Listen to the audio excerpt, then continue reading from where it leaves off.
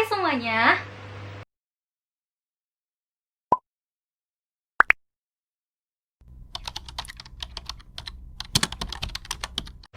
Buat kalian yang baru di channel ini, hai, selamat datang di channel Aliza Haliza. Aku upload konten misterius ini setiap minggunya pada hari Jumat. Jadi kalau misalkan kalian tertarik dengan konten misterius ini, kalian bisa langsung klik tombol subscribe yang ada di bawah sini dan turn notification on biar kalian gak ketinggalan video aku selanjutnya. Dan juga jangan lupa follow Instagram aku @aidaliza A-nya 3, biar misalkan kalian punya ide menarik apalagi konten misterius apalagi yang ingin aku bahas di channel ini, kalian bisa langsung DM atau enggak kalian bisa langsung komen aja di bawah. Sesuai dengan judulnya, aku akan membahas tentang seorang wanita yang tega membunuh pasangannya dengan sangat kejam, yang bener-bener di luar nalar orang-orang normal. So, kita langsung aja ke videonya.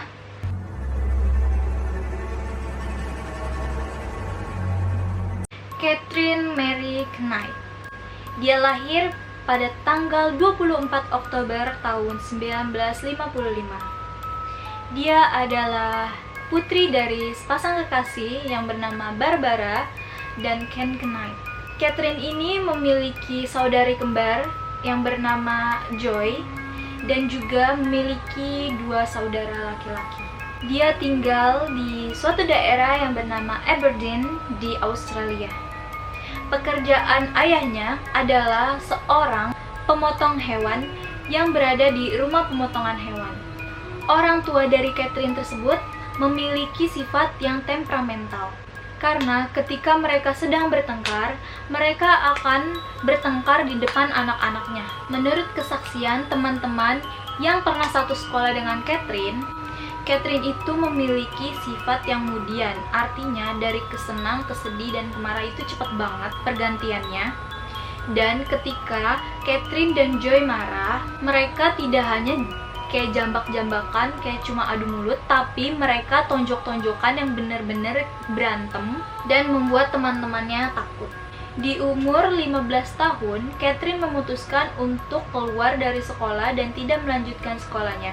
Padahal, di umur 15 tahun tersebut, Catherine belum lancar dalam membaca.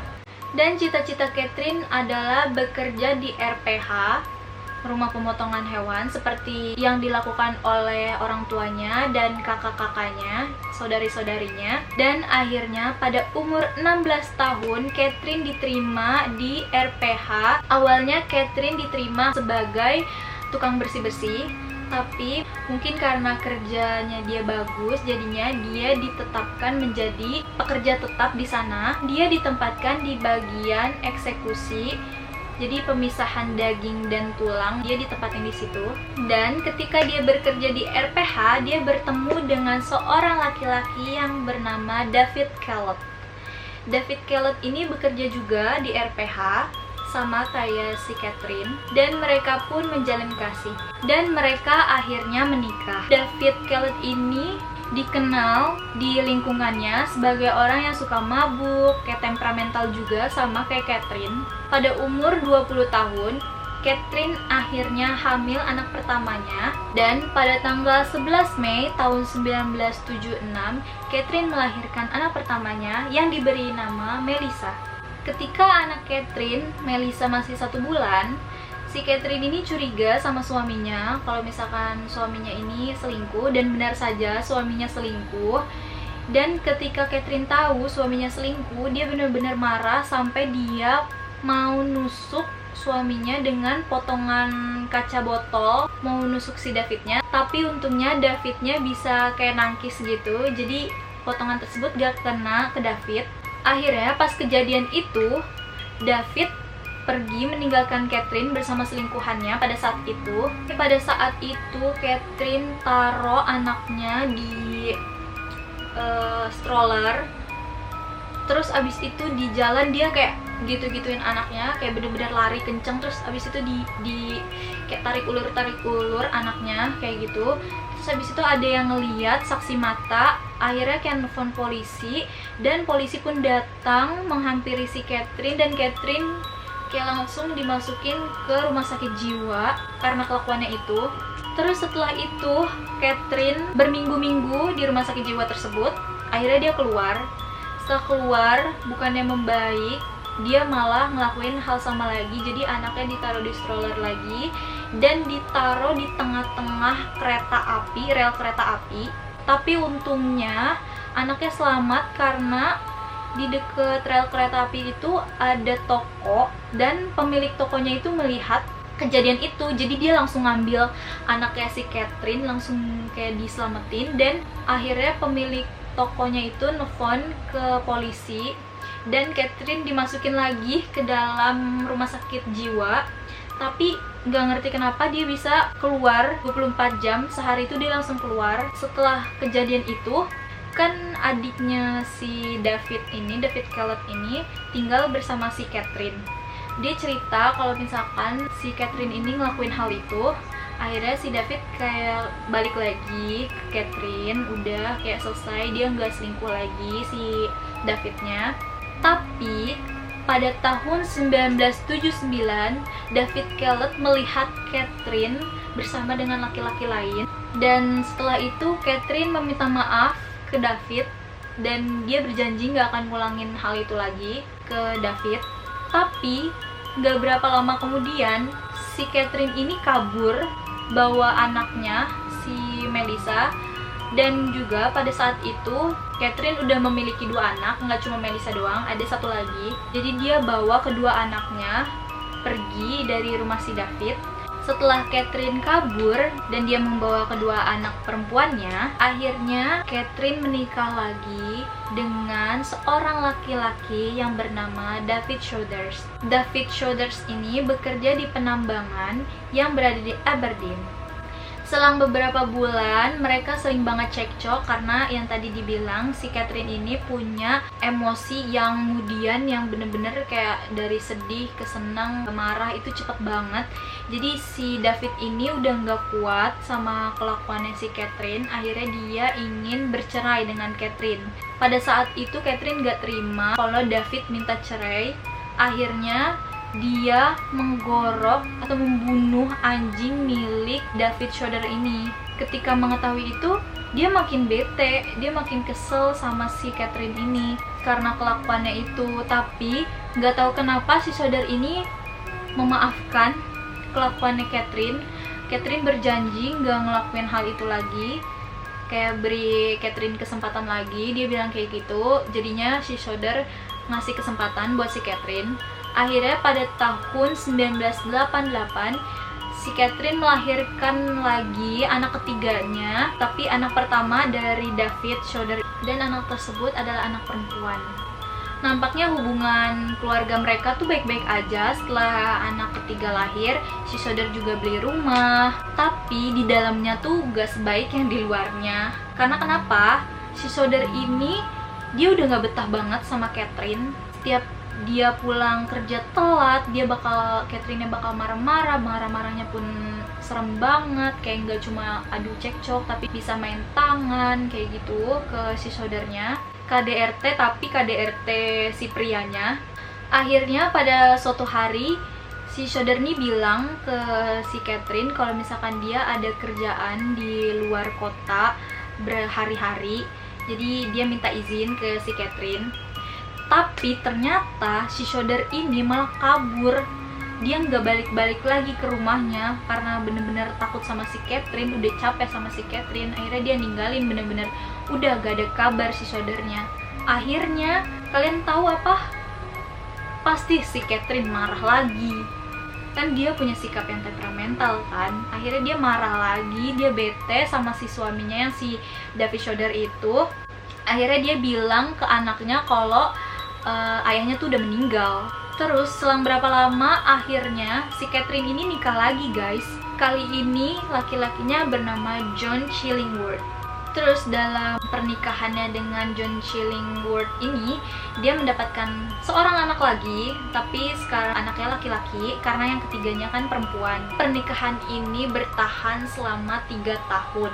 Karena kenapa? Karena Catherine ini selingkuh dengan yang namanya John Price. Akhirnya si Catherine ini pergi dengan si John Price.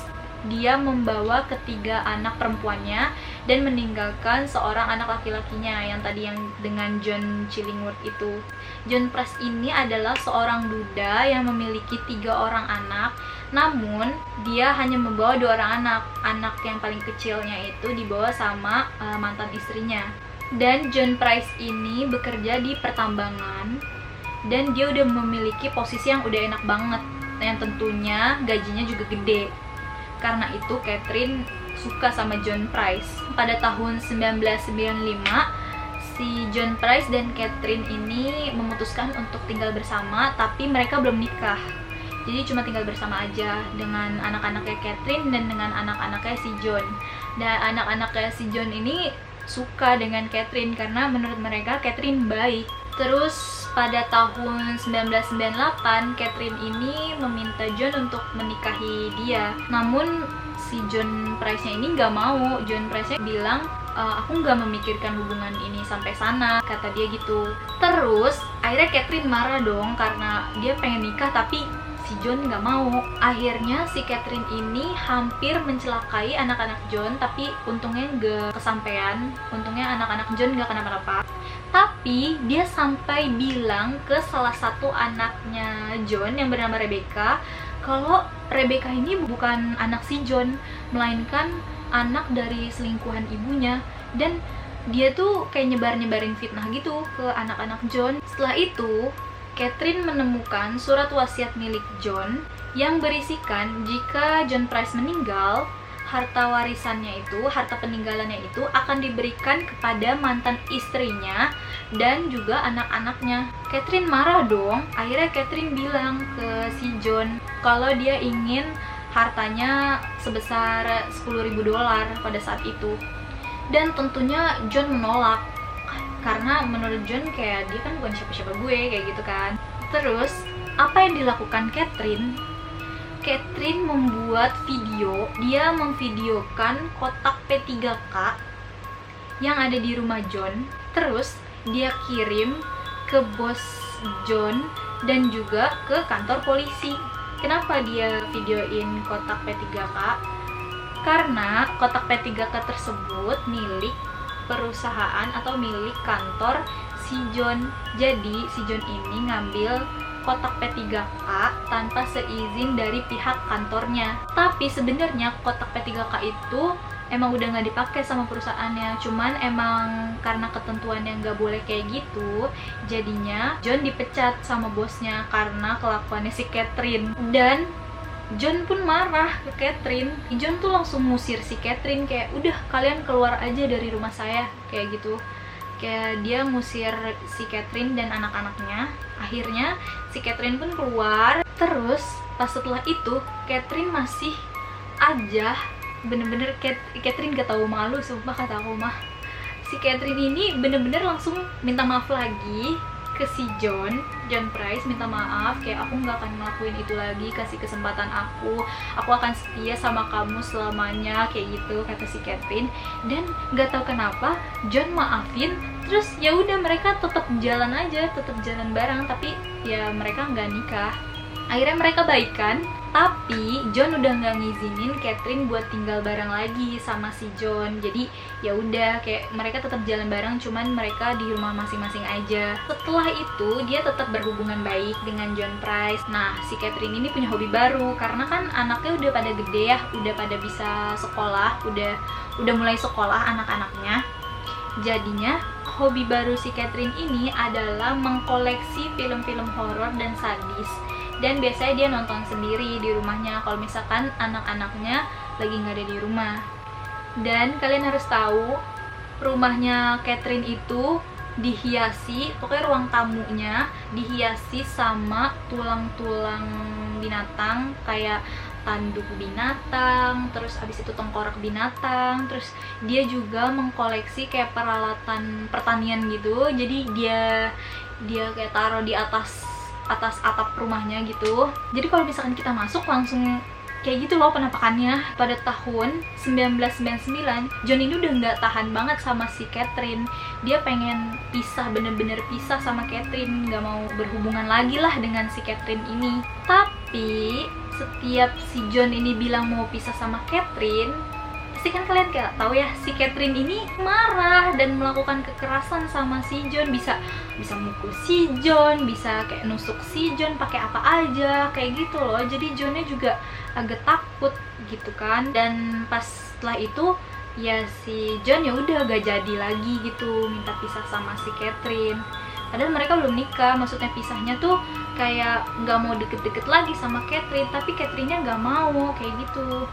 Terus pada tahun 2000 si John ini nunjukin ke temen-temen kerjanya, dia nunjukin luka yang ada di deket perutnya yang itu disebabkan oleh si Catherine. Terus dia cerita juga ke temen-temennya kayak, aku udah nggak pengen lagi nih sama si Catherine, tapi Catherine-nya masih aja ngejar-ngejar aku. Karena udah nggak tahan banget sama Catherine, sama kelakuannya, sama pokoknya yang temperamentalnya dia, si John ini berniat sepulang kerja itu dia mau ke pengadilan, mau ngajuin restraining order atau permohonan ke pengadilan agar Catherine tuh nggak bisa deket-deket lagi sama dia, sama anak-anaknya. Kalau misalkan si Catherine ini deket-deket sama mereka dalam jarak berapa kilometer atau meter gitu, si Catherine bakal dipenjara.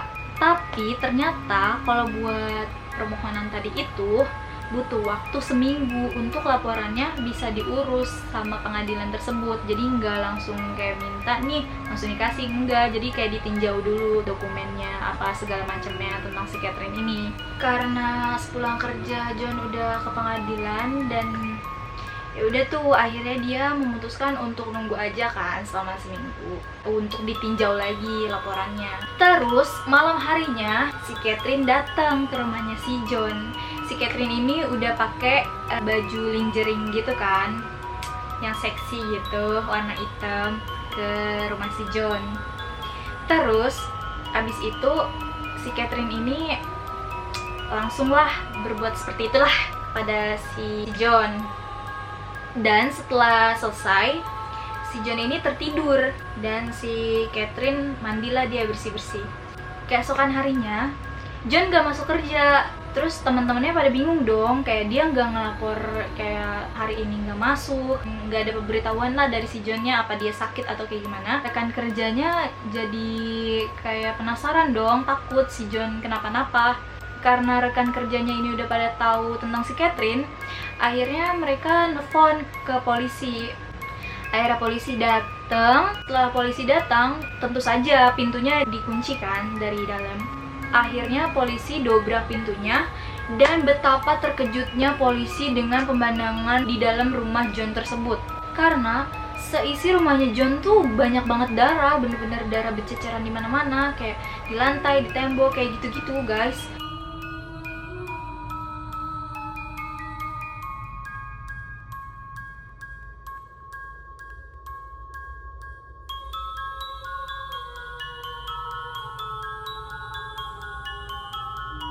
Polisi pun ke kamar si John dan menemukan Catherine sedang tertidur pulas dengan dia meminum banyak pil penenang karena di sebelahnya ada banyak pil penenang gitu. Jadi polisi yakin si Catherine ini meminum pil penenang. Dan menurut kesaksian para polisi yang mengecek rumahnya si John, kalian harus tahu guys, ini parah banget. Jadi kulit si John itu, kulitnya digantung di salah satu pintu. Terus abis itu potongan kepalanya itu dipanci, panci yang rebusan gitu. Kalau kita masak daging itu ditaruh di situ kepalanya John. Terus abis itu badannya John tuh udah nggak ketara lagi guys, karena badannya tuh dimutilasi. Terus daging sama tulangnya tuh kayak dipisah gitu. Aduh, ngilu banget sumpah, kayak motong daging sapi, tapi ini daging orang. Terus bukan cuma kepalanya aja yang dimasak, tapi tuh daging yang sayat-sayatan tadi juga dimasak. Dan kalian harus tahu, polisi menemukan 2 piring yang isinya tuh kayak daging, kayak stick gitu. Di masing-masing piringnya itu ada notes yang berisikan, jika aku tidak bisa memiliki ayahmu, orang lain pun tidak dapat memilikinya. Gila gak sih? Parah banget. Dan itu tuh dagingnya disajikan tuh daging John. Untuk sarapan anak John, kan anak John yang di rumahnya ada 2 kan. Untungnya polisi datang dan dagingnya nggak dimakan sama anaknya si John untungnya. Setelah itu otomatis polisi mengamankan Catherine kan. Abis ngamanin si Catherine, dia dimasukin dulu ke rumah sakit jiwa, dites mentalnya segala macam di sana. Akhirnya dia diambil dan diinterogasi oleh polisi, dan dia mengaku kalau dia tuh lupa ngelakuin hal itu. Gila gak sih? Gila banget sumpah. Setelah dicek dan hasilnya keluar, si Catherine ini nggak memiliki gangguan jiwa, tapi dia memiliki memang mental psikopat karena dia dapat membedakan mana yang baik dan mana yang benar, dan dia nggak memiliki simpati dan empati sama sekali. Dan akhirnya pada tanggal 18 Oktober tahun 2001 dia dinyatakan bersalah. Catherine benar-benar dinyatakan bersalah dan dia dihukum dan dipenjara seumur hidupnya tanpa ada bebas bersyarat. Jadi dia nggak bisa ngajuin persyaratan dia bebas gitu. Jadi udah dia benar-benar seumur hidup di penjara. So, segitu dulu aja cerita aku tentang Catherine Mary Knight ini. Semoga kita bisa ngambil hikmahnya kalau misalkan kita berantem sama suami atau pasangan, jangan di depan anak karena itu bisa merusak mental anak, jadinya kayak si Catherine gitu kan. So, segitu dulu video dari aku. Kalau misalkan kalian suka, kalian bisa like video ini. Dan juga aku ingetin lagi, kalau misalkan kalian suka dengan konten yang kayak gini, kalian bisa langsung klik tombol subscribe yang di bawah sini dan turn notification on biar kalian gak ketinggalan video aku selanjutnya. So, segitu dulu aja. See you on my next video. Bye!